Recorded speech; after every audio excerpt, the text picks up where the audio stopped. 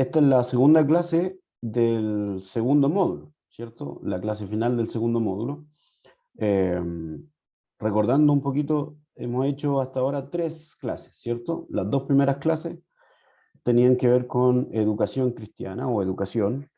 Y la clase anterior hablamos un poco de algunas claves de interpretación. Eso fue lo que vimos la semana pasada. Y entonces esta semana, en esta clase, nosotros vamos a cerrar ese módulo de claves de interpretación eh, con algunas reglas o normas o consejos, básicamente, de interpretación bíblica. Eso es lo que vamos a hacer hoy día, ¿ya? Así que vamos a partir, como siempre, señalando el título de la clase. El título de la clase hoy es ¿para qué?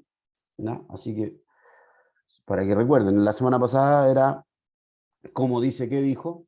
En esta clase hablamos del ¿para qué? ¿Ya? Si alguien estuvo la semana pasada, me puede ayudar con esta parte, ¿sí? Con la activación de los conocimientos previos. ¿Alguien recuerda qué es lo que hablamos la semana pasada?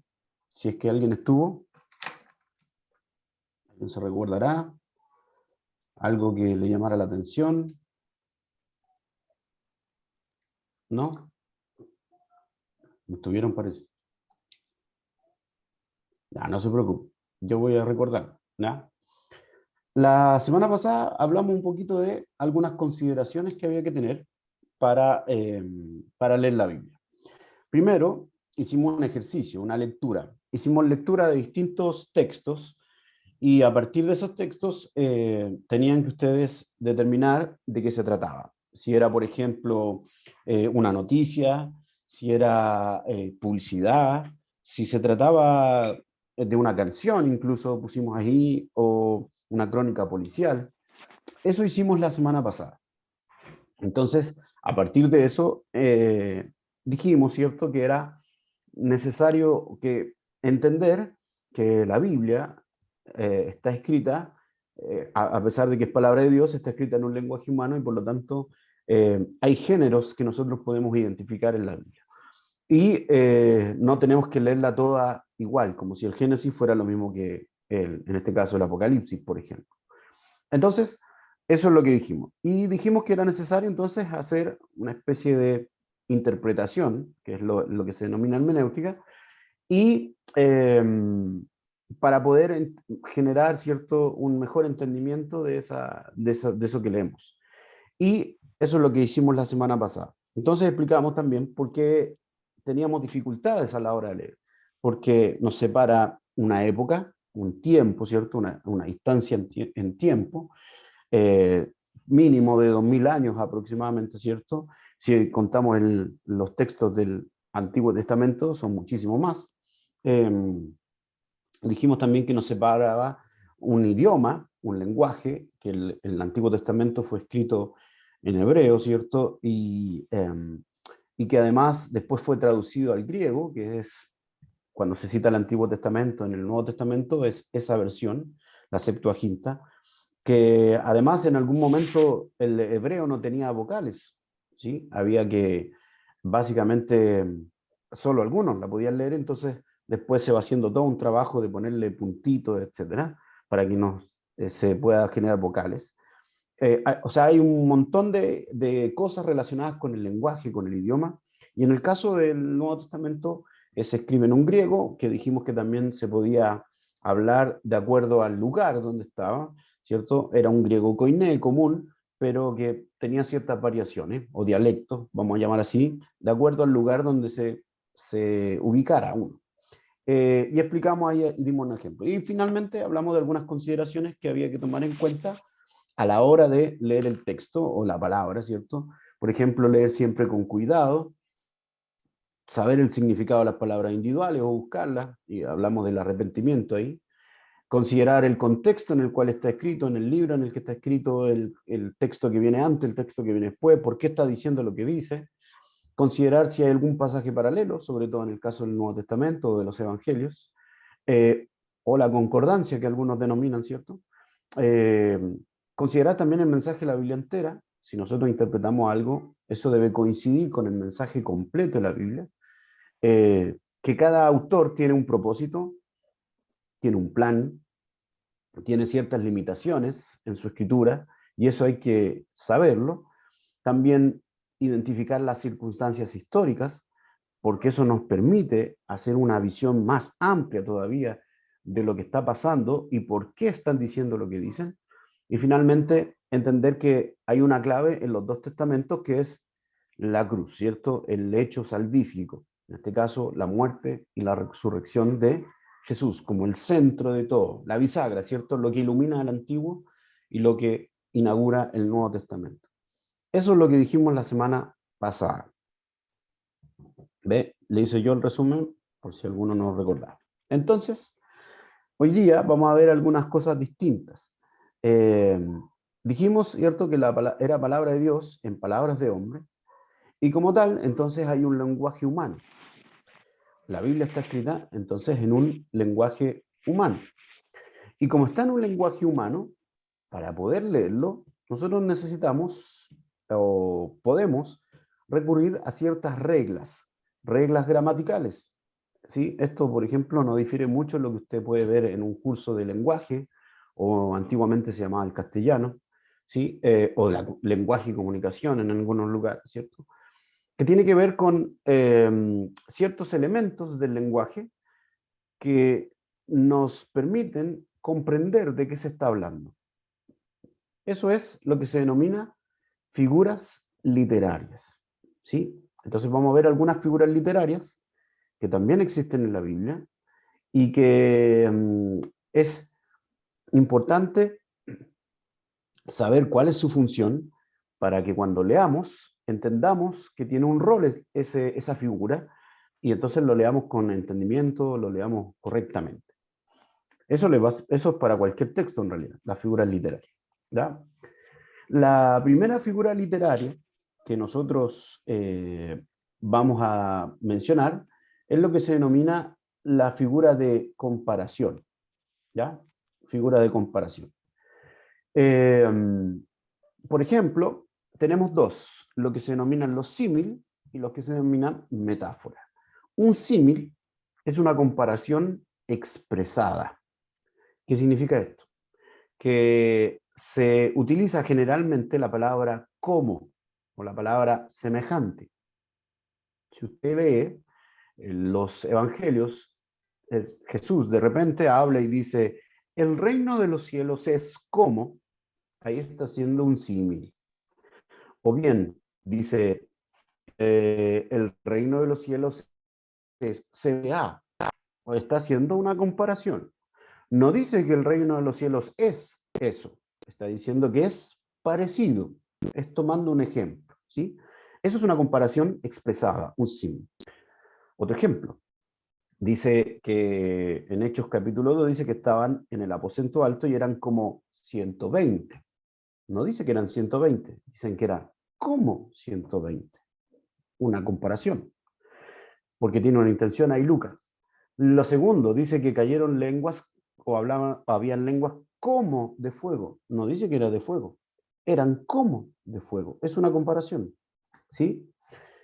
Y segundo, otra comparación puede ser una metáfora que se utiliza básicamente en textos más poéticos a veces, y que son comparaciones, pero que no llevan esta palabra como o semejante. No está expresado ahí, ¿sí? Se da a entender, pero no necesariamente dice es como. Un ejemplo de eso. Jesús dice, yo soy el pan de vida. Es una metáfora. No está diciendo Jesús, yo soy una marraqueta, o una yuya, un cirto, o soy como el pan batido. No. Está diciendo, eso está comparando algo. Así como el sustento, que es el pan, ¿cierto? Yo soy el sustento de la vida. Vale decir, hay una comparación, pero es una comparación que no lleva la palabra como ni semejante, y por lo tanto es una metáfora. ¿Se entiende hasta ahí? ¿Sí? ¿Por qué es importante Sí, entenderlo? hermano, se entiende.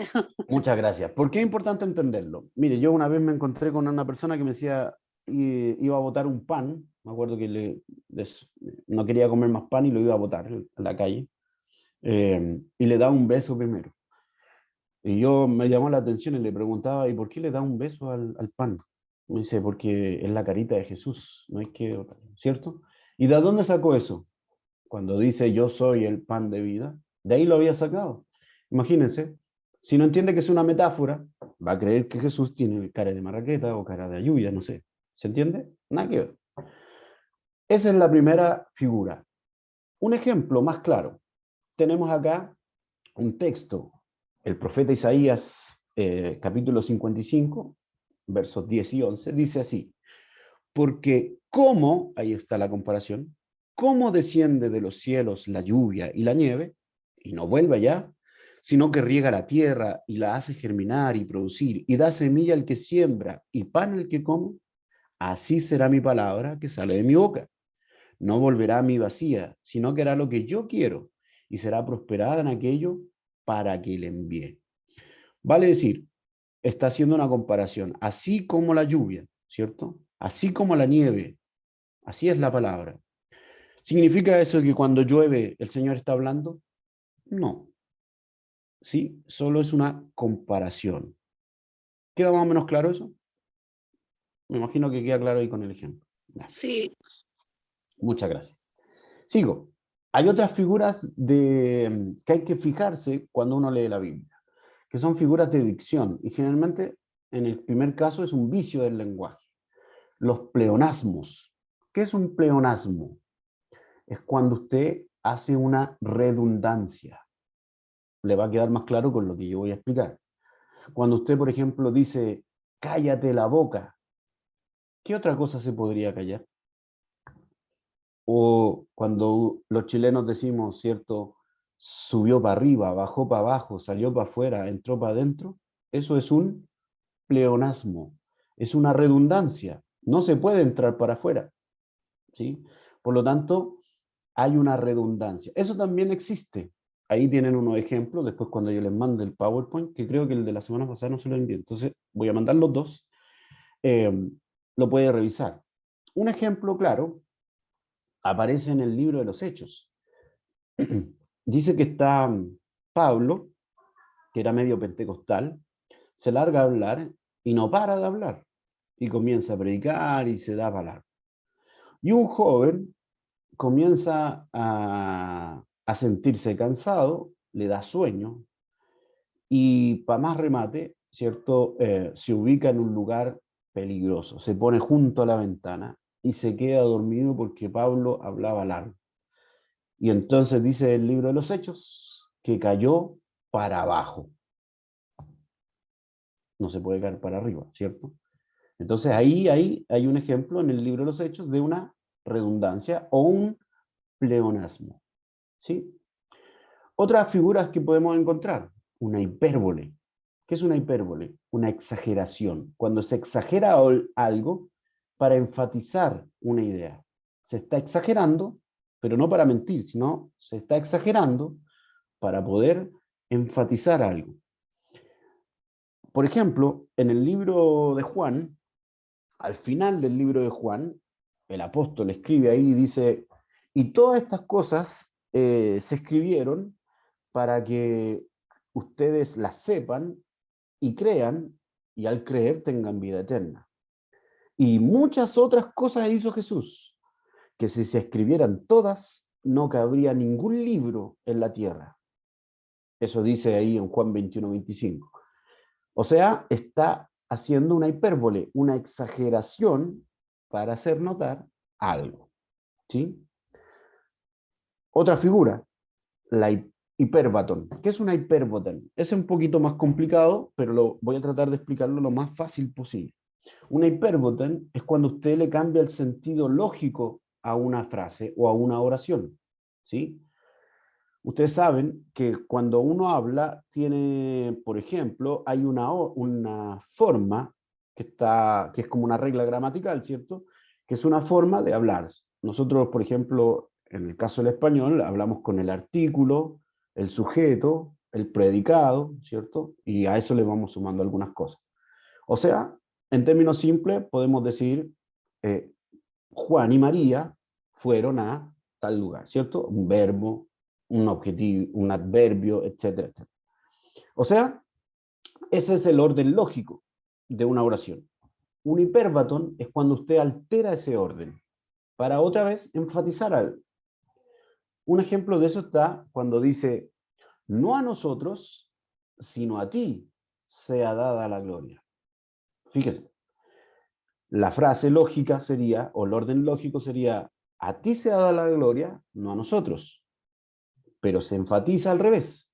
¿Para qué? Para enfatizar la idea de que Dios es el dueño de la gloria. Por lo tanto, no a nosotros, sino a ti sea dada la gloria. Ahí es una hipérbaton, ¿ya? Y también aparece en primera de Timoteo 3:16, si usted lo busca después, le va a quedar más claro todavía. O sea, tenemos figuras de comparación, el símil, la metáfora, tenemos figuras de dicción, del hablar, pleonasmo, ¿cierto? Que es una redundancia, una hipérbole, que es una exageración, para enfatizar algo, y un hipérbaton, que también quiere enfatizar algo, pero para eso lo que hace es alterar el sentido lógico de una oración.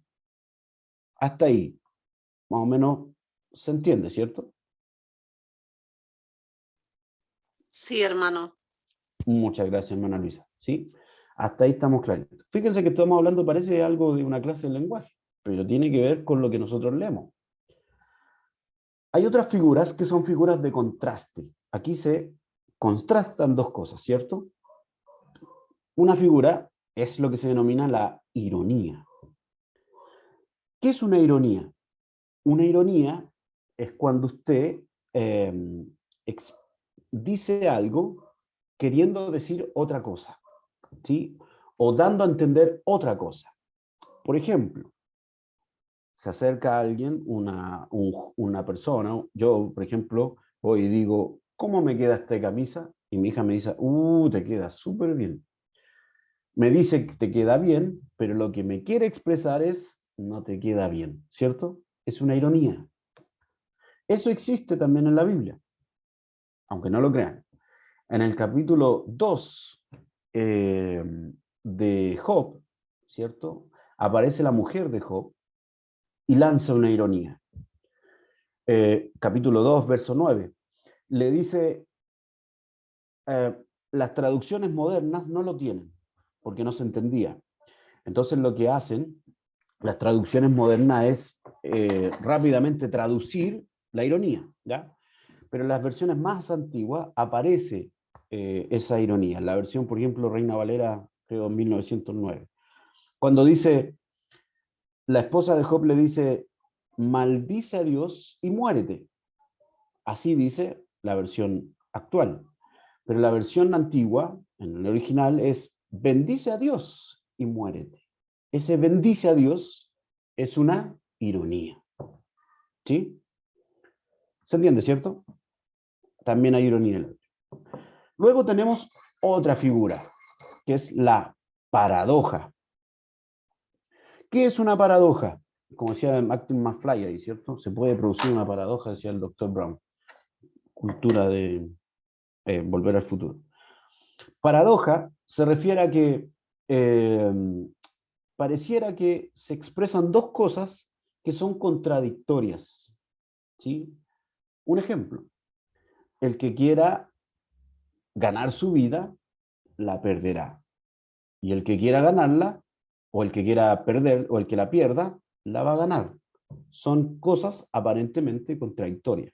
Otro ejemplo, cuando Jesús dice, el que quiere ser el mayor, tiene que ser el menor.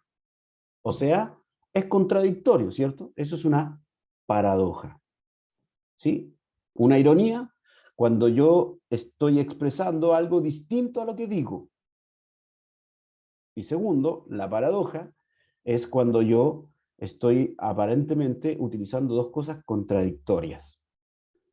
Y una tercera figura de contraste es lo que se denomina el eufemismo. Y aquí los chilenos somos expertos en el eufemismo. Un eufemismo es cuando usted quiere, de alguna manera, quiere suavizar, ¿cierto? Alguna frase que podría sonar malsonante, o podría ser muy brusca, o podría ser muy fea. Y entonces usted suaviza la palabra, ¿sí? Por ejemplo, los chilenos no tenemos hoyos en las calles, tenemos eventos. Es un eufemismo, ¿sí? No tenemos gente pobre, tenemos gente en situación de calle. Eufemismo. ¿Se entiende eso, cierto? Podría ser también cuando alguien dice, un eufemismo es duerme con los peces, ¿se acuerdan? Haciendo alusión de que alguien está muerto porque, ¿se acuerdan que la mafia los tiraba al río? Una cosa así, ¿no? Entonces duerme con los peces.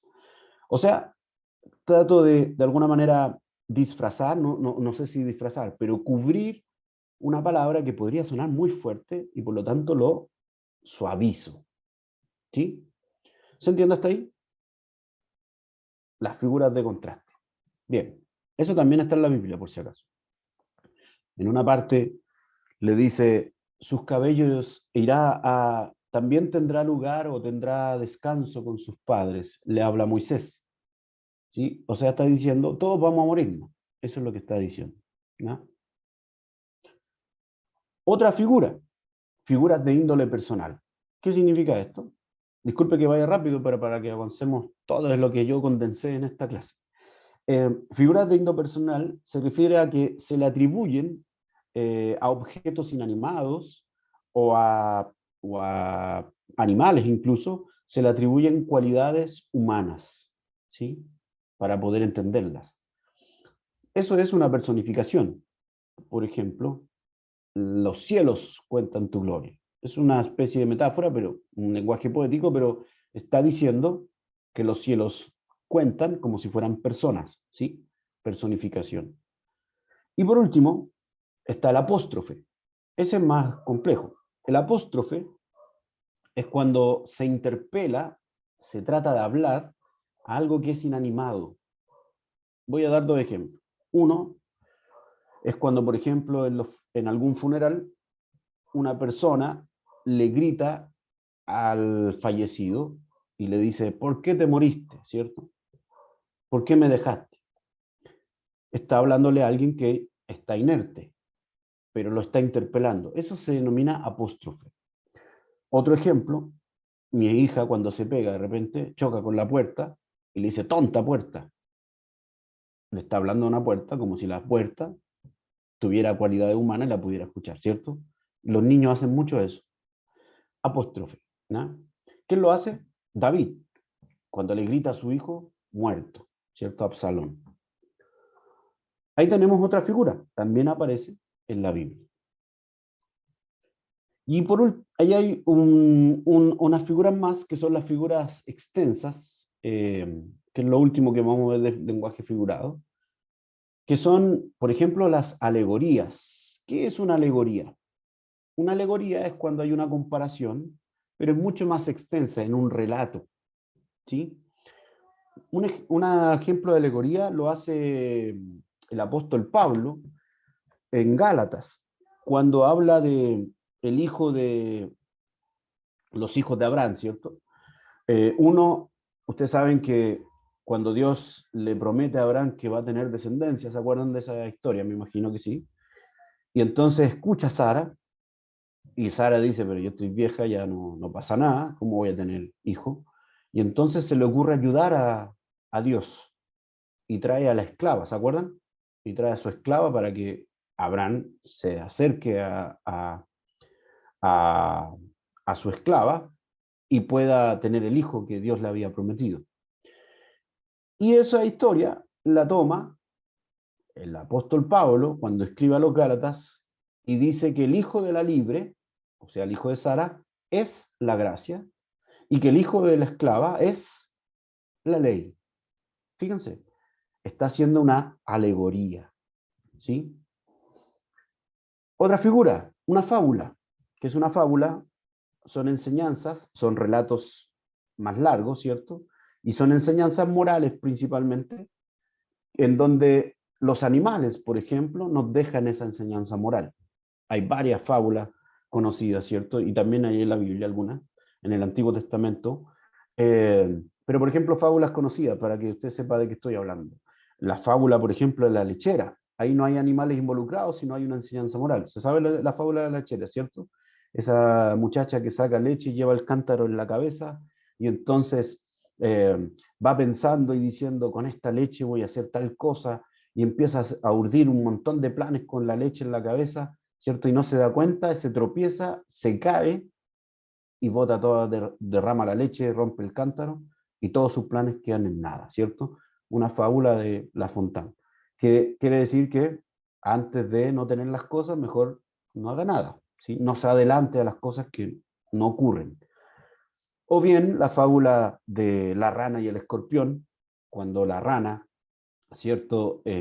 Ha llovido y el escorpión quiere atravesar un río, y la rana, y se acerca a la rana y le dice, crúzame el río, y la rana le dice, no, porque me va a picar y me voy a morir.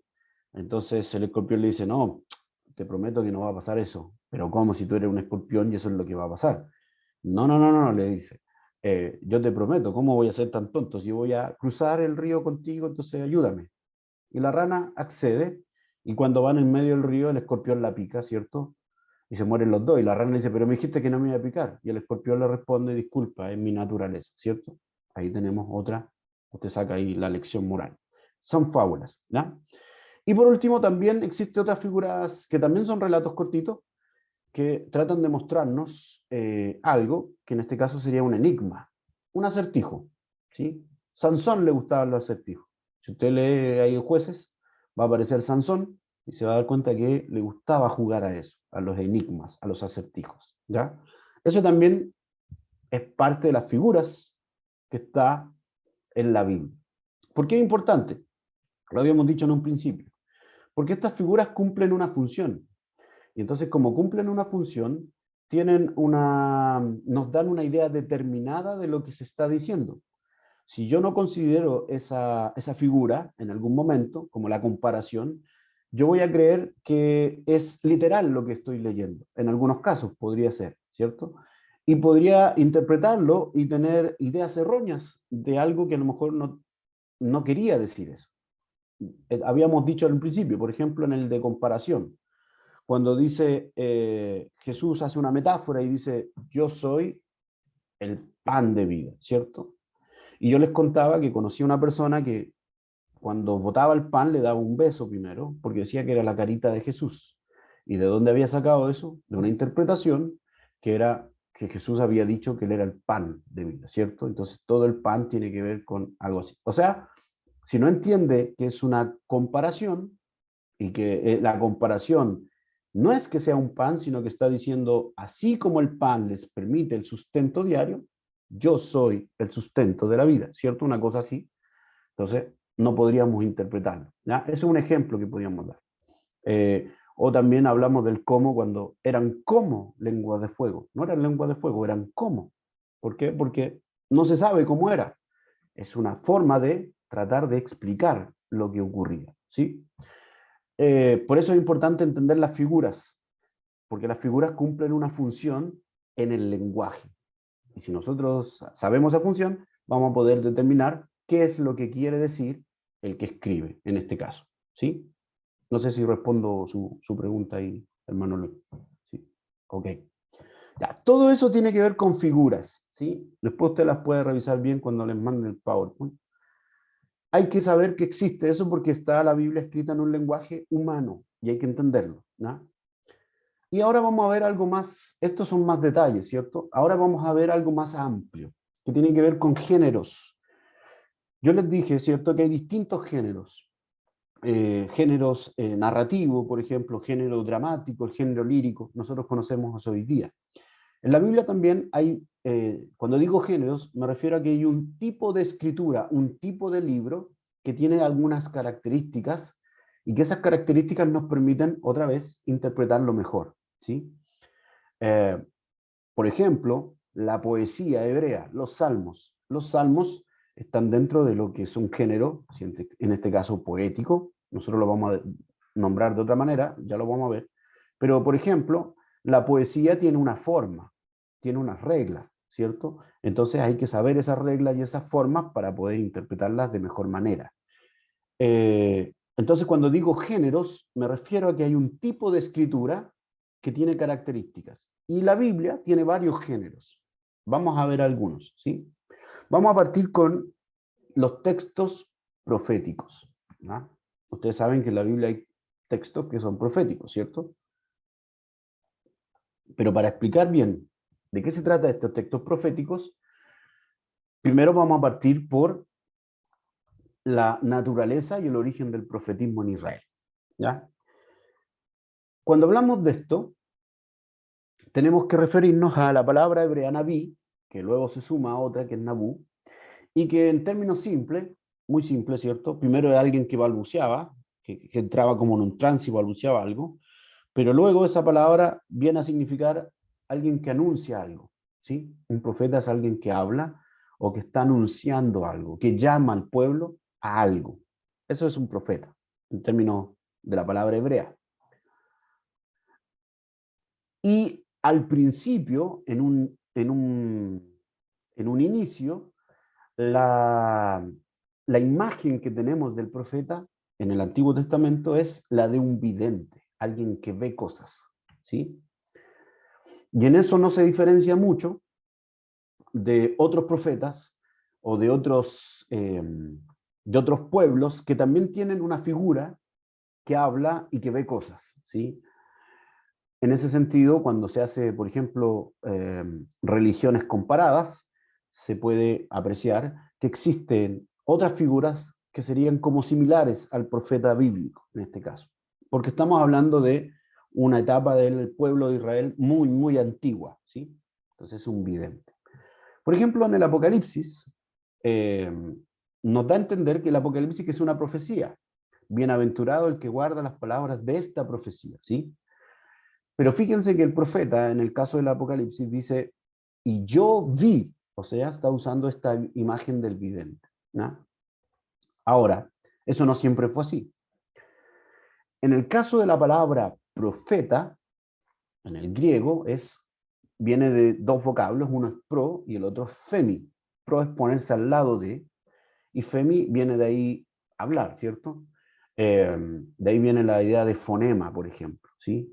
Entonces, significa el que habla de parte de otro. ¿Quién es un profeta entonces? Alguien que está hablando en nombre de otro.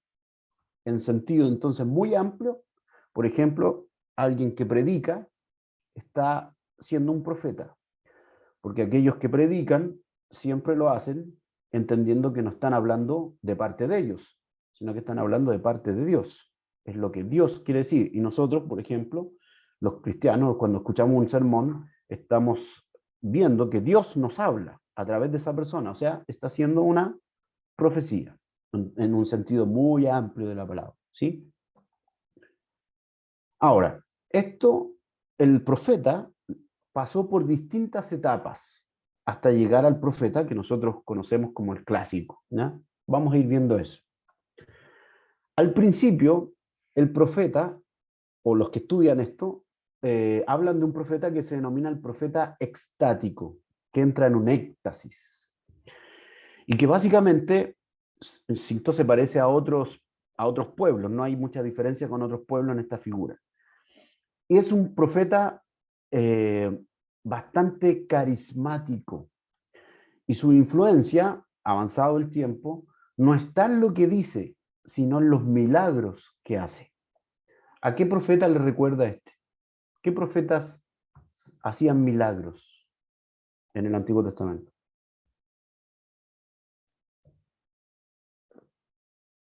¿Se acuerdan?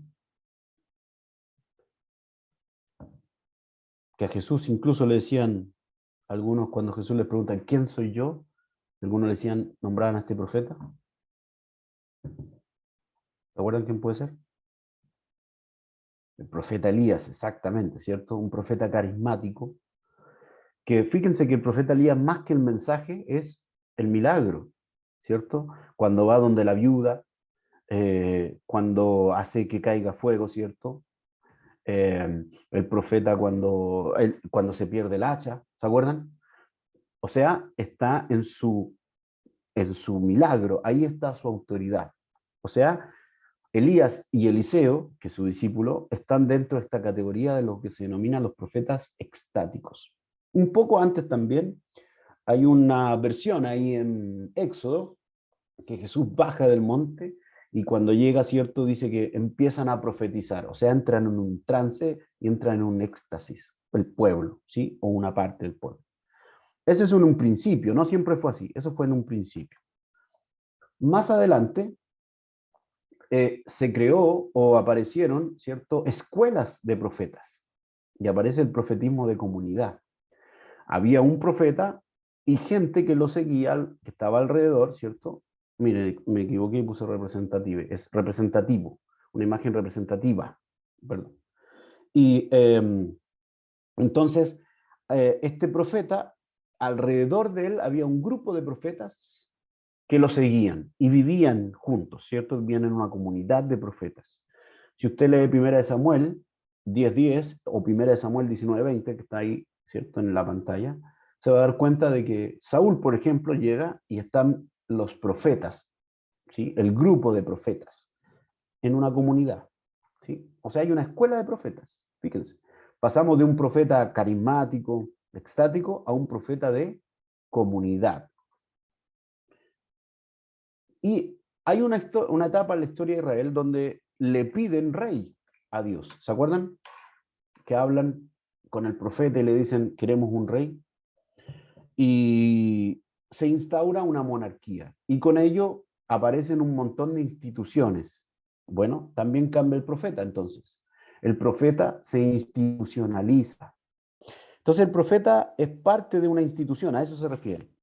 Por ejemplo, en este caso hay dos profetas. Está el profeta cortesano, vale decir, el que vive ¿en la corte de quién? Del rey, trabaja para el rey, y ustedes se van a acordar de uno. ¿Se acuerdan de uno que vino, se acercó al rey y le dijo, mira, había un señor que tenía una ovejita, la cuidaba su ovejita y todo, y había otro que tenía miles, y este que tenía miles de ovejitas, vino y le quitó la ovejita al único que tenía. ¿Se acuerdan de eso o no? Natán, ¿cierto? Natán, Cuando le habla a claro. David. ¿Por qué Natán? Porque Natán está dentro de la corte del rey.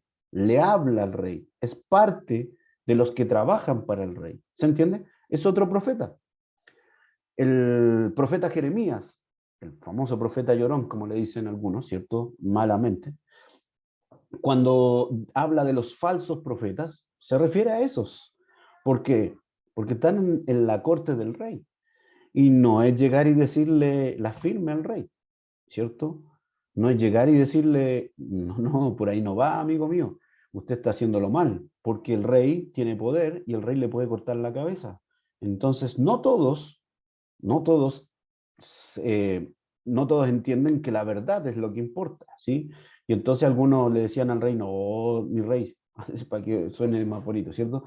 No, mi rey, si usted está súper bien, todo bien con usted, ¿sí? Carlos III sí, casi no. O sea, está sobándole el lomo. ¿Y qué decía Jeremías? Esos son falsos profetas. Pero a eso se refiere, profetas de la corte. Fíjense. Y hay otro tipo de profeta que es un profeta cúltico. ¿Qué significa eso? Que está en funciones del templo. ¿Quién vivía en el templo? ¿Se acuerdan? ¿Qué profeta vivía en el templo? Que escucha la voz de noche del Señor y se levanta. ¿Samuel? Samuel. Samuel es un profeta cúltico. Fíjense, dos tipos de profetas en un tiempo de Israel. Y así fue evolucionando hasta que llegamos al profeta en su punto máximo. ¿Cuál es el profeta en su punto máximo? Es lo que se denomina el profeta clásico, ¿sí? Y este profeta clásico surge en los periodos más caóticos de Israel, ¿ya? En el momento más álgido, donde la esperanza no existe. Perdón. Donde Israel está reconfigurando su fe porque parece que todo, como decía Carlos Pinto, ¿cierto? Todo hacía presagiar que las cosas estaban de color de hormiga. Profe, Sí, profe, dígame. ¿se podrá decir que los profetas interpretaron, hicieron una hermenéutica de lo que estaba pasando o no? Por de lo que supuesto que Dios sí. pedía y de lo que estaba pasando. Por supuesto. Eso es lo que hacen. Son hermeneutas del tiempo, vamos a llamarlo así, ¿sí? Me gusta esa expresión que utilizó. Interpretan su tiempo. Exactamente, eso es lo que hacen. El profeta clásico, ¿cierto? No es de aquellos que todos van a seguir, porque es una pulga en la oreja, de hecho. El profeta clásico no está basada su autoridad en el milagro, sino en la palabra. Miren, y aquí lo vamos a ver. Fíjense, su autoridad está en el mensaje. Y generalmente hablan diciendo, así dice Jehová, ¿sí? O vino palabra del Señor a mí. Fíjense, su autoridad está en el mensaje, en la palabra, en lo que tienen que decir. Y aquí está lo maravilloso, miren. Como decía el hermano Luis, interpretan su tiempo porque están denunciando el pecado, pero no denuncian el pecado como, como la transgresión de una norma o de un rito, sino que denuncian el pecado entendiendo que abandonaron la relación con Dios, ¿sí? Fíjense. Y de hecho, a propósito de eso que el pueblo está haciendo, ellos anuncian una catástrofe, un castigo. Ustedes van por este camino, se han olvidado de Dios, y esto es lo que viene, esto es lo que los espera, porque están en ese camino.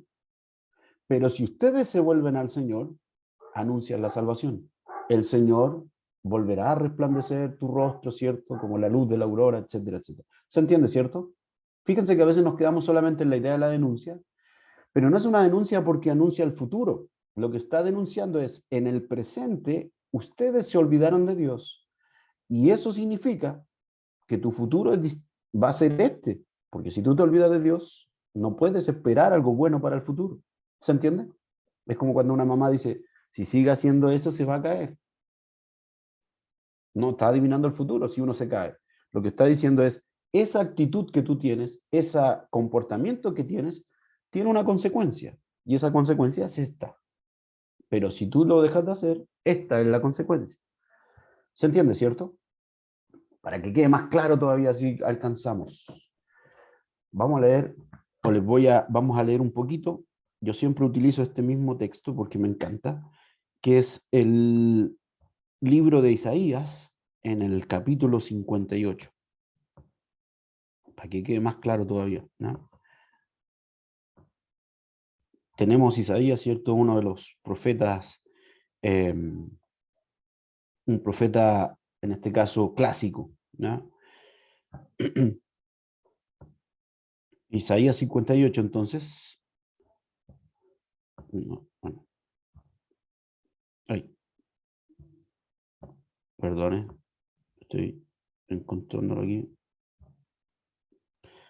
Fíjense lo que dice en la versión Reina Valera, ¿no? No, voy a buscarlo en otra versión. Espérenme un poquito. Al tiro lo veo. ¿Me están escuchando, cierto? Sí, allá. Porque yo Sí, profesor, puedo estar hablándole aquí y Profesor, ustedes estoy atenta. me ven congelado después. Ya. Encima uno queda congelado con las peores caras. Vamos, miren. Isaías 58 nos muestra una denuncia que hace el profeta. El profeta se enoja con el pueblo, o Dios se enoja con el pueblo, y es bien gráfico lo que nos dice. Mire, dice Isaías 58, el Señor me dijo, ahí está la palabra, ¿cierto? La autoridad de la palabra. El Señor me dijo, grita fuertemente sin miedo, alza la voz como una trompeta, reprenda a mi pueblo por sus culpas y al pueblo de Jacob por sus pecados. La pregunta entonces que uno se hace es, ¿cuál es culpa, cuál pecado? Y aquí empieza a decir, diariamente me buscan y están felices de conocer mis caminos. Y ahí uno dice, pero ¿cómo eso va a ser malo? Diariamente buscan al Señor y están felices de conocer sus caminos. Eso no puede ser malo. Pero fíjense, como si fueran un pueblo que hace el bien y no descuida mis leyes. Me piden leyes justas y se muestran felices de acercarse a mí. Y sin embargo dicen, ¿para qué ayunar si Dios no lo ve? ¿Para qué sacrificarnos si Él no se da cuenta?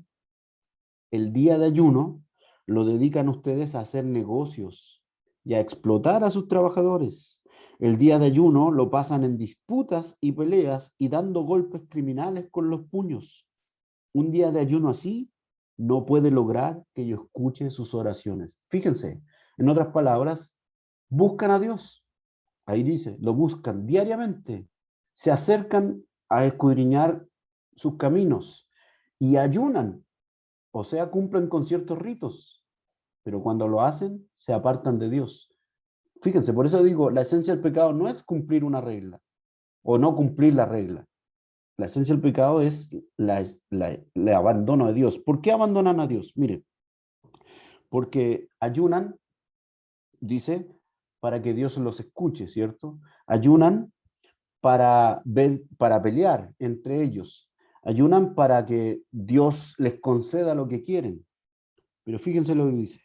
¿Creen que el ayuno que me agrada consiste en afligirse, en agachar la cabeza como un junco, en acostarse con ásperas ropas sobre la ceniza? ¿Eso es lo que llaman ayuno? ¿Y día agradable al Señor? Pues no lo es. El ayuno que a mí me agrada consiste en esto, en que rompan las cadenas de injusticia, desaten los nudos que aprietan el yugo, que dejen libres a los oprimidos y acabes, en fin, con toda tiranía y compartas tu pan con el hambriento y recibas en tu casa al pobre sin techo, en que vistas al que no tiene ropa y no dejes de socorrer a tus semejantes. Fíjense, esto está en Isaías 58. Fíjense lo que está denunciando. Está diciendo, cumplen un rito, cumplen con el ritual, ¿cierto?, del ayuno, cumplen con el ritual de la oración, pero se olvidan del pobre, se olvidan de hacer justicia, se olvidan de tratar bien a sus trabajadores, se olvidan de compartir con los demás. Fíjense, eso es lo que está diciendo el Señor. Y eso es abandonar la relación con Dios. ¿Se acuerdan cuando Jesús está ahí, Mateo 25, dice, y entonces vendrán unos y dirán, yo les diré, aléjense de mí, porque estuve desnudo y no me cubrieron, porque tuve hambre y no me dieron de comer, porque estuve en el hospital y no me visitaron, porque estuve en la cárcel y no me visitaron. Y la pregunta que le hacen los otros es, ¿y cuándo te vimos así? Cuando vieron a uno de estos y no me lo hicieron a mí. Y después viene otro y le dice, vengan ustedes benditos de mi Padre, porque estuve desnudo y me vestiste, porque tuve hambre y me dieron de comer, porque tuve sed y me dieron de beber. ¿Y cuándo te lo hicimos? Cuando se lo hicieron a uno de estos pequeños, me lo hicieron a mí. Eso es lo que está denunciando Isaías 58. ¿Se entiende? De hecho, el Señor Jesús dice, si alguno trae una ofrenda, ¿cierto? Déjela. O dice la Biblia, ¿cierto? Si alguno trae ofrenda, déjela. Primero arréglese con su hermano. Después trae la ofrenda. ¿Se entiende? Porque la relación con Dios es vertical, pero también es horizontal. ¿Se entiende hasta aquí? Y fíjense, le dice, esto me da, no los voy a escuchar si ustedes siguen haciendo eso. Ese es el catástrofe y el castigo. Pero fíjense la misericordia.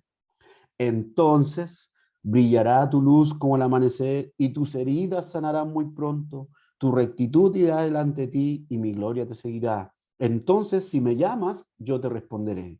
Si gritas pidiendo ayuda, yo te diré, aquí estoy. Si haces desaparecer toda opresión, si no insultas a otros, si no les levantas calumnias, si te das a ti mismo en servicio del hambriento, si ayudas al afligido en su necesidad, tu luz brillará en la oscuridad. Tus sombras se convertirán en luz de mediodía. Fíjense, ahí está la esperanza. Si usted sigue así, yo no lo voy a escuchar. Pero si usted hace esto, esto es lo que va a pasar. Ese es el mensaje profético. ¿Se entiende hasta ahí? ¿Sí?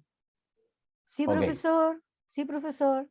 Muy bien. ¿Cómo entonces podemos interpretar los textos proféticos? Lo primero, conocer el contexto histórico, lo que está pasando, ¿sí? Segundo, buscar unidad de horizontes hermenéuticos. ¿Qué significa eso? Un horizonte hermenéutico, una unidad es, en alguna otra parte pasa algo similar, ¿tiene alguna idea más o menos parecida a otro texto, a otra profecía? Entender la perspectiva del tiempo. El profeta le habla a su tiempo, como decía el hermano Luis, interpretaba a su tiempo, ¿cierto?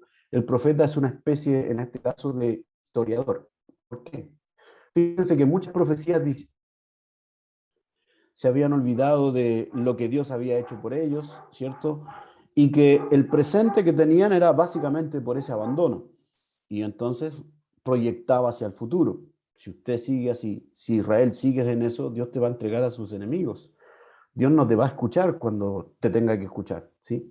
Entonces, de alguna manera, vislumbraba el tiempo, pero siempre entendiendo que lo que trataba de hacer era iluminar su presente. Por eso, en el caso de la profecía, para interpretarla hay que entender la perspectiva cronológica, ¿sí?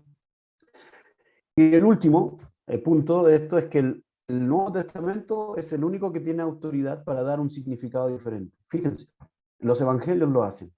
Y esto, sobre todo Mateo, y esto fue para que se cumpliera lo que dijo el profeta. Por ejemplo, Raquel que llora por sus hijos, ¿cierto? Cuando Jesús se arranca con José y María a Egipto, ¿se acuerdan?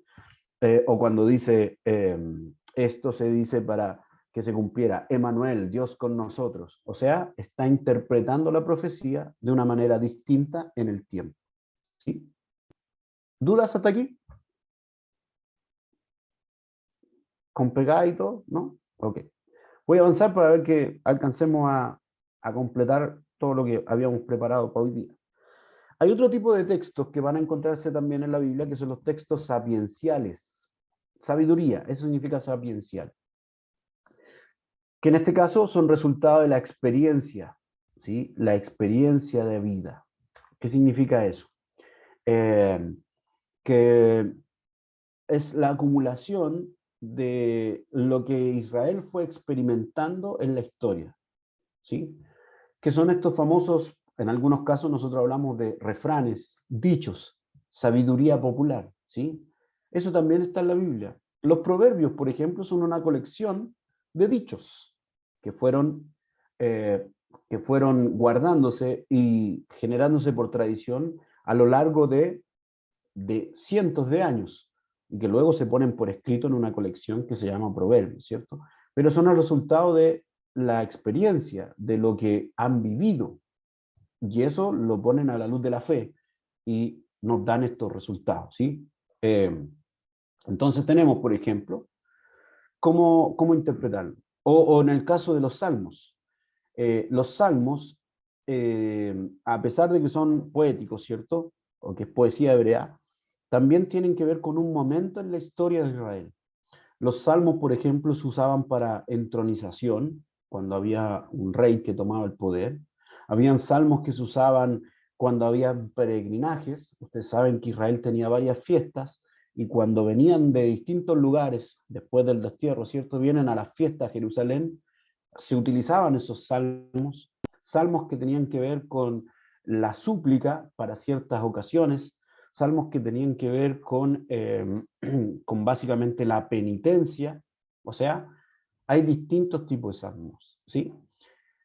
Ahora, ¿cómo se interpreta todos estos textos que nosotros denominamos sapienciales? Primero, no se puede hacer doctrina de los textos sapienciales, ¿sí?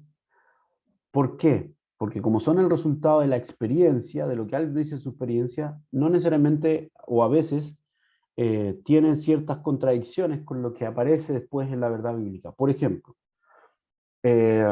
según la casuística judía, y que aparece mucho en los proverbios o aparece también en los salmos, en algunos, quien obra mal tiene que tener obviamente un castigo en vida, ¿sí? Quien obra mal le va mal, y quien obra bien le debe ir bien, ¿sí?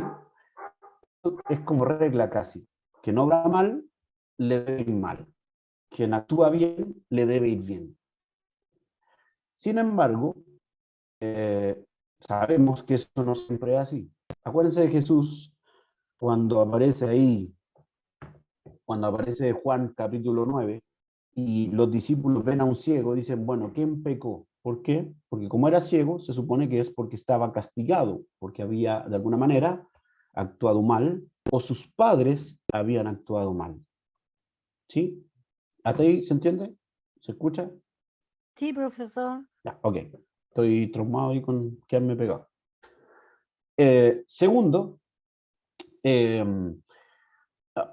vemos eso, ¿cierto? Se debe leer todo el contexto para entender el mensaje, no en el caso de los proverbios, que son distintas citas, como digo, son dichos armados, pero por ejemplo, en el caso de los Salmos, o en el caso de Eclesiastés, o en el caso, por ejemplo, de Cantares.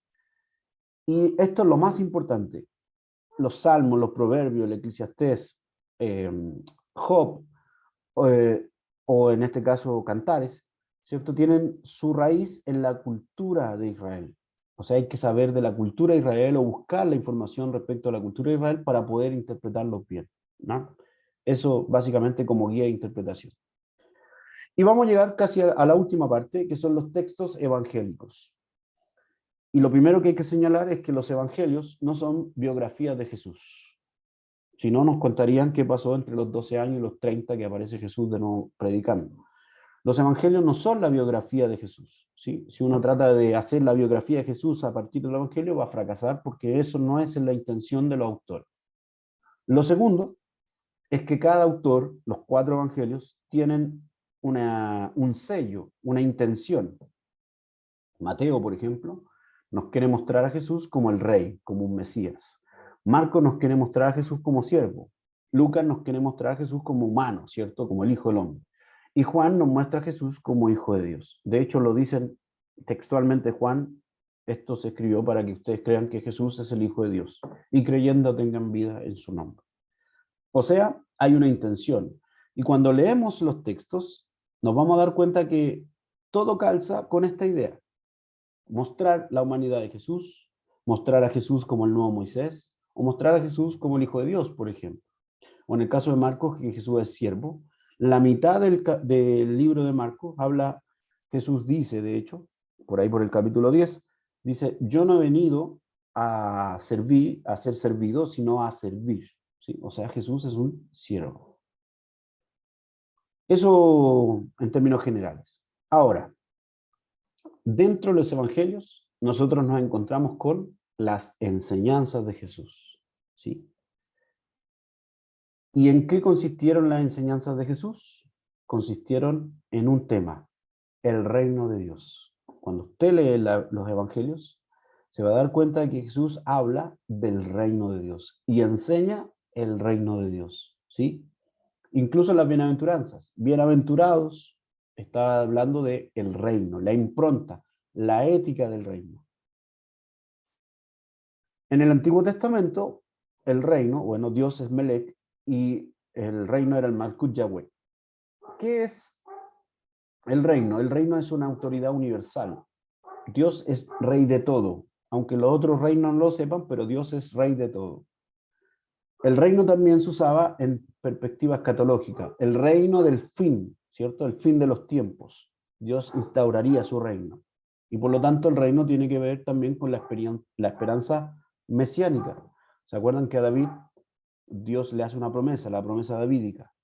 Y tiene que ver con el reino. Eso en el Antiguo Testamento. En los evangelios se muestra que el reino de Dios, este concepto, se inserta en la historia y se asocia a la idea del Hijo del Hombre. Muy largo para explicar ahora, pero básicamente eso. Por lo tanto, el Evangelio tiene que ver con eso, con la hora de salvación. La hora de salvación ha llegado. El reino de Dios vino, está aquí. ¿Sí? En algunos momentos le decían a Jesús, bueno, ¿y dónde está? Y Jesús les decía, aquí está el reino, helo aquí, ¿cierto? Ya llegó, está entre ustedes el reino. Entonces, ese es el mensaje de Jesús, el reino se insertó en la historia, ¿sí? ¿Cuáles son las características del reino? El reino de Dios no es una cosa política o social. En algún momento, algunos grupos entendieron que el reino era algo político, ¿sí? Que era algo que se tenía que tomar, que era algo que tenía que hacerlo por medio de armas humanas.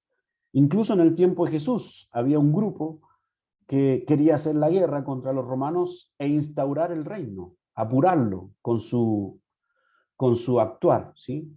Y el mismo Señor Jesús lo condena cuando dice, en estos tiempos el reino de Dios sufre violencia y los violentos se arrebatan el reino, están tomándolo como si fuera cosa de ellos, ¿sí? Segundo, el reino no es un resultado del progreso moral. En el siglo XIX se entendió que esta idea europea, ¿cierto?, de que iban a llegar al progreso y a la felicidad, entonces algunos filósofos comenzaron a plantear que los seres humanos iban a saber conscientemente qué era lo bueno, y iban a hacer lo bueno porque lo sabían. Y entonces la sociedad iba a llegar a una sociedad perfecta, donde no iba a haber ni maldad ni nada de eso, porque al saber las personas qué era lo bueno, lo iban a hacer. Y los teólogos del siglo XIX entonces comenzaron a decir que el reino de Dios era algo que ocurría en la moral de las personas. Las personas iban de a poco siendo buenas y iba a cambiar el mundo, ¿sí? Una cosa así. Pero el siglo XX despertó inmediatamente con una guerra cruel, una guerra sanguinaria, la Primera Guerra Mundial. Y toda la Europa del progreso y de la moral y del avance técnico y de la felicidad que iban a llegar, ¿cierto? Se ve envuelta en una guerra totalmente sin sentido, ¿sí? Intestino sanguinaria, venía de la guata, no de la razón. O sea, no es el resultado de un progreso moral. Y tercero, el reino no es solamente una concepción religiosa, como en términos abstractos, algo que está en alguna parte y que nosotros vivimos en un mundo material donde no está el reino. ¿Qué es el reino en términos bíblicos? El reino es la irrupción de Dios en la historia. Eso me encanta. Dios irrumpe la historia humana e inaugura una etapa decisiva, una nueva creación. Por eso el apóstol Pablo dice, somos nueva creación de él, ¿cierto? Somos hechura suya, somos, lo dice así. Todas las cosas viejas pasaron, todas son hechas nuevas. O sea, el reino de Dios es la irrupción de Dios en la historia humana. Dios se encarna, Jesús, ¿sí? Jesús trae el reino.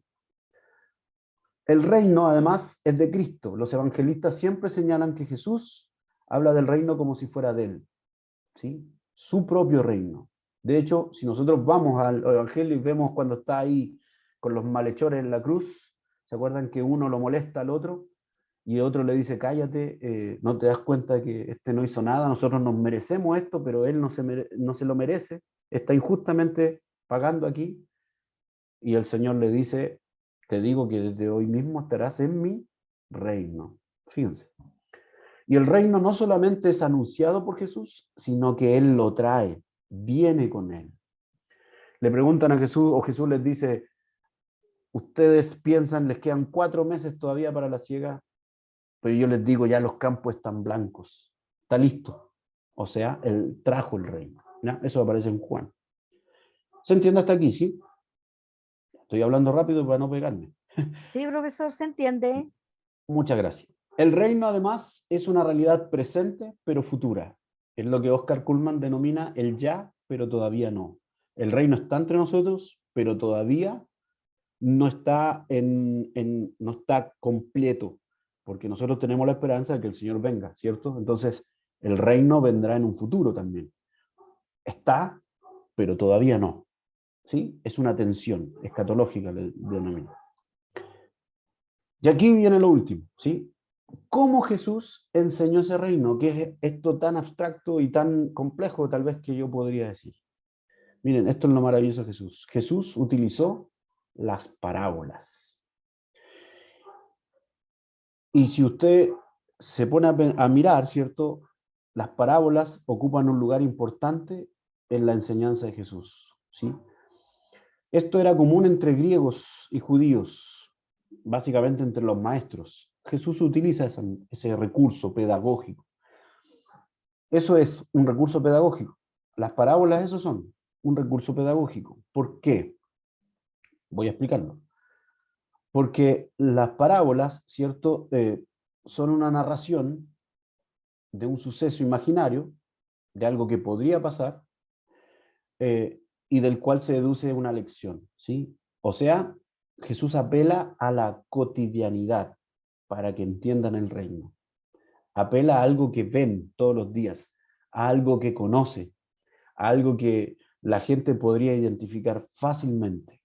En otras palabras, les habla claro de cosas muy, muy complejas. ¿Sí? O sea, una parábola es la expresión de ideas abstractas, pero con imágenes comprensibles. Todos podían entender una parábola. ¿Se entiende eso? ¿Sí? Bien. Sí. Entonces, ¿cuál es el propósito de estas parábolas? Aclararle a los creyentes ciertas verdades eternas, pero en un lenguaje sencillo, revelar el reino en la cotidianidad de las personas. Dios en la vida cotidiana de la gente. Eso.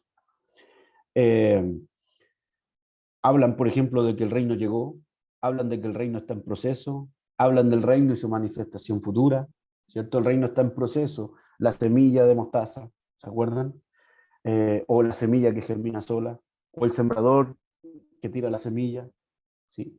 El reino y su manifestación futura, por ejemplo, cuando dice que había un rey que mandó a buscar gente y empezaron a excusarse, y entonces le dijo, trae a todos los que encuentres por el camino, ¿sí? Incluso en su manifestación futura muestra que hay alguno que está medio infiltrado, que no le correspondía estar ahí, y lo echa.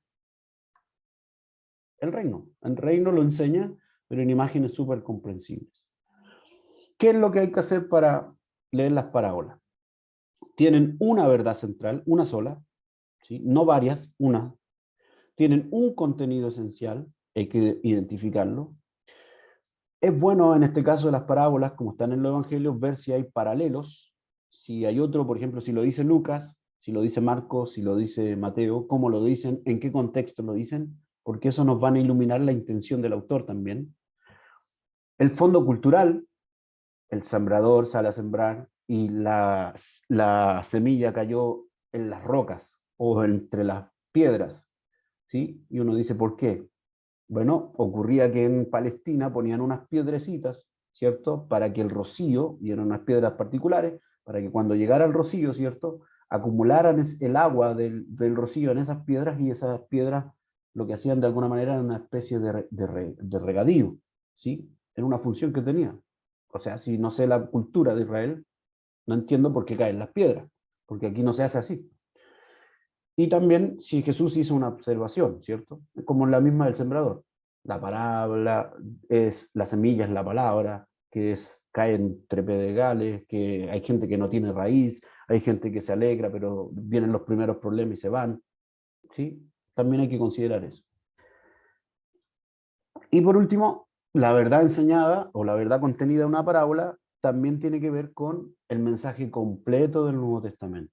¿Sí? No podemos determinar una verdad de la parábola que contradiga lo que dice el Nuevo Testamento en general. ¿Sí? Si por ejemplo dice que Dios es amor, no podría interpretar lo contrario en una parábola, por decir algo, ¿no? ¿Hasta ahí alguna duda? ¿No? Ok. ¿Está claro, profesor? Bien. Entonces, lo último, ¿les parece si vemos una parábola? Ok. ¿Sí? La parábola de los tres amigos. ¿Conocen esa palabra? ¿Les suena? ¿No les suena? Vamos a ver la parábola de tres amigos. Está media oculta o no dice tan fácil esta es la parábola. Generalmente las parábolas, no todas, comienzan con, y Jesús les dijo, el reino de los cielos es semejante, por ejemplo, a un hombre que tenía una viña. ¿Sí? Pero esta parábola de los tres amigos no comienza así. De hecho, se desprende de otro texto que usted seguramente conoce muy bien, que está en el capítulo 11 de Lucas. ¿Sí?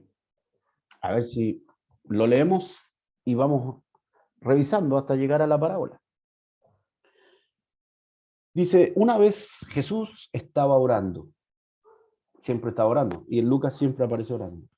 Cuando terminó, uno de sus discípulos, no dice cuál, uno de sus discípulos le dijo, Señor, enséñanos a orar, así como Juan enseñó a sus discípulos.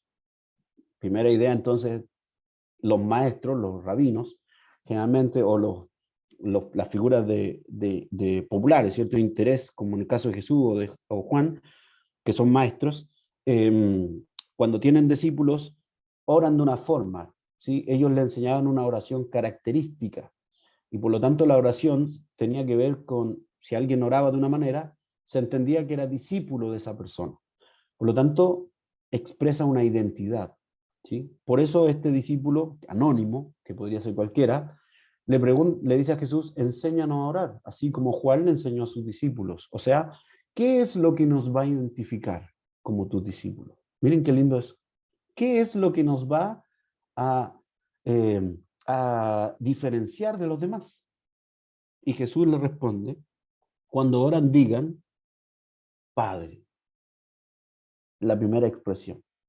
¿Qué es lo que nos va a identificar? Que nosotros nos podemos acercar a Dios y decirle, papá. Y eso no lo hacía nadie. De hecho, a Jesús lo consideran un blasfemo por decir que Dios es su propio Padre. Pero lo que nos enseña Jesús es que Dios es Padre. Miren qué lindo. Y lo ocupa con una palabra Abba, ¿cierto? Que es que ocupaban los niños cuando tiraban de la falda del papá y le pedían papito, ¿cierto? Una cosa muy familiar. Nombrar a Dios así era una blasfemia. Y sigue diciendo Jesús, Padre, santificado sea tu nombre. Venga tu reino. Danos el pan que necesitamos, o el pan de cada día, dánoslo hoy, ¿cierto? Perdona nuestros pecados, porque también nosotros perdonamos a los que nos han hecho mal. No nos expongan a la tentación. Y también Jesús les dijo, fíjense aquí, supongamos que uno de ustedes tiene un amigo. Y ahí empieza la parábola de los 3 amigos. Y la vamos a conectar con el Padre Nuestro. Miren, cuando uno se pone a pensar aquí y mira el contexto en el que nos desenvolvemos hoy, uno parece que el Señor tiene unas expectativas muy altas. Si lo pensamos humanamente, ¿cierto? El Señor apunta muy alto. Porque cuando dice oren, dice, Padre, santificado sea tu nombre. Pero si nosotros vemos el mundo actual, el nombre de Dios no es santificado. De hecho, muchos incluso se burlan, o no solo se burlan, el nombre de Dios es de alguna manera blasfemado, o Dios se toma para cualquier cosa, o simplemente se dejó de creer, ¿sí? O sea, pareciera ser que la expectativa de Jesús de que el santificado sea tu nombre no se cumplen. Segundo, dice, venga tu reino. El reino consistía en la paz, la justicia, la equidad, y consistía en el gozo de la salvación. Pero si usted mira al mundo, no hay paz, no hay justicia, no hay equidad. La depresión es una de las enfermedades más potentes que afecta al mundo. No hay gozo. ¿Dónde está el reino? Jesús está apuntando muy alto, parece. ¿Cómo eso? Tercero, danos el pan de cada día o que necesitamos. Y el pan cada vez está más caro. Es más difícil poder subsistir. Es más difícil poder hacerse de las cosas básicas. Estamos viviendo en una etapa de inflación, ¿cierto? El mundo está viviendo una etapa de inflación y que algunos auguran incluso que va a ser peor en algún momento.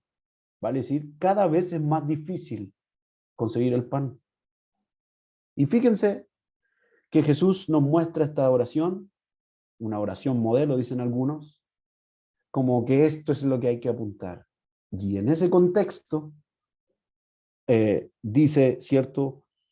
Jesús, supongan que uno de ustedes tiene un amigo y que a medianoche va a su casa y le dice, amigo, préstame 3 panes, porque un amigo mío acaba de llegar de viaje a mi casa y no tengo nada que darle.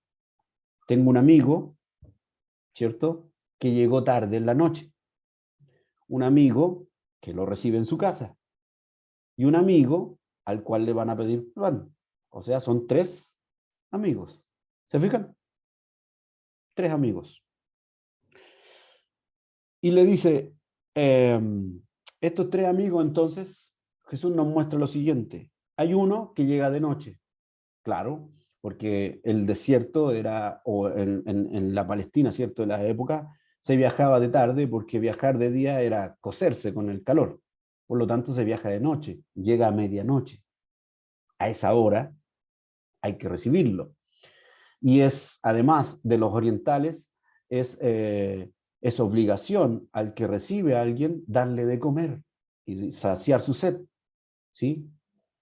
Pero este no tiene nada que darle. Va a pasar una vergüenza, no va a cumplir con lo que le corresponde como de la comunidad. Pero además, dentro de las leyes orientales, no solamente el huésped era huésped de esa casa, sino de toda la comunidad, de todo el barrio. Todo el barrio tenía que hacerse cargo de él. Fíjense, por eso es que él se levanta, es de noche, y va a buscar a su amigo. No tiene nada, pero tiene un amigo. Como dice Bob Esponja, yo tenía un amigo que tenía un amigo que tenía un... ¿Cierto? Fíjense, no tiene nada para darle. Tiene un amigo que necesita, pero él no tiene nada que darle. Lo único que tiene es otro amigo. Y entonces va a la casa de su amigo. Las mujeres hacían el pan en la mañana. Las mujeres, seguramente su mujer le dice, en la casa de tal tiene que quedar pan, porque esta hizo mucho pan. Y se fue a la casa de su amigo. Y fíjese que golpea medianoche, está dormido. El de adentro se enoja y le contesta, no me molestes, porque la puerta está cerrada. Otra costumbre oriental, la puerta siempre está abierta por el calor. Cuando se cierra es porque ya están todos durmiendo. ¿Y cómo se dormía?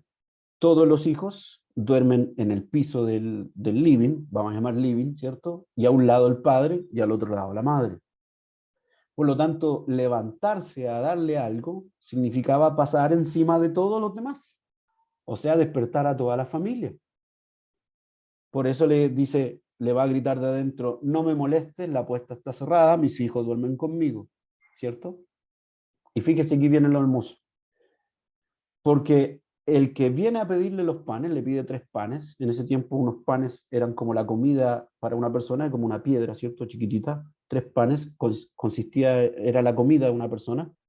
Entonces, le pide los 3 panes, que son los que corresponden a la comida. Y fíjense que insiste, porque aunque el otro le dice que no, o que le podría decir que no, insiste, porque tiene a alguien que necesita y tiene que darle de comer. Y fíjense, dice, aunque no le dé porque es su amigo, le va a dar porque es inoportuno. O sea, por su emergencia. Le va a contestar igual y le va a dar todo lo que necesite. Fíjense. ¿Y qué nos muestra con esto Jesús? Luego Jesús termina diciendo, así que yo les digo, pidan y se les dará. Golpeen y se les abrirá. Busquen y hallarán. Porque éste se levanta porque el otro es inoportuno. Pero su Padre Celestial, es bueno. Nunca va a estar ocupado. ¿De dónde saqué eso? Fíjese lo que dice abajo. ¿Acaso alguno de ustedes que sea padre le va a dar a su hijo una culebra cuando le pide pescado? ¿O le va a dar un alacrán cuando le pide un huevo? Si ustedes son malos, pero le saben dar cosas buenas a sus hijos, ¿cuánto más su Padre Celestial les dará el Espíritu Santo a quien se lo pida? Entonces cerramos con la oración. ¿Cuándo viene? ¿Cuándo será santificado su nombre? ¿Cuándo vendrá su reino? ¿Cuándo el pan de cada día lo tendremos? Cuando nosotros, que no tenemos nada, vamos e intercedemos por el que necesita y le damos. Le pedimos a Dios para que se pueda, para poder saciar el hambre del que llegó a golpear nuestra puerta. ¿Se entiende? La parábola de los 3 amigos. ¿Ven? ¿La habían visto esa parábola? Nunca de Generalmente esta no se, forma, profesor. Nunca de esta forma. generalmente no se ve porque no Excelente. aparece como semejante, o el reino de Dios es como tres amigos, ¿sí? Pero también es una forma de parábola, es una enseñanza, ¿cierto? De la vida cotidiana para explicarnos del reino. Y tiene una versión paralela, que es cuando viene una viuda ante el juez y le insiste, le insiste, le insiste, ¿se acuerdan? Bueno, esa es como la versión paralela de esto. Y es una parábola que solo aparece en el libro de Lucas, no aparece en las otras. Y nos quiere mostrar esta idea de cuando nosotros le pedimos a Dios, Dios nos escucha. Dios está ahí. Por eso búsquenle. Aquí la idea no es la insistencia, sino la confianza de que Dios nos va a escuchar. Bueno, llegamos al final entonces.